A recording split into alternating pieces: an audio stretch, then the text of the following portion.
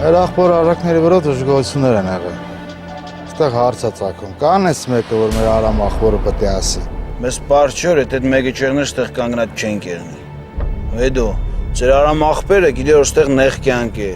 ու ստեղ զինվորությունից բռներ սիգարետ ու փող կավակե, որ ինչ։ Ապես ավելի ճիշտ չէր կարա լիներ մի հատ ինձի հարցնեիք, ինչի համար եմ այդպես զբանանում։ Կողա դրա անհրաժեշտությունը իրոք կա անգես ջան, որ մարդկանց կանգնեցրել եմ ու իրանցից ասենք խնդրանքի կարգով բան եմ ուզում։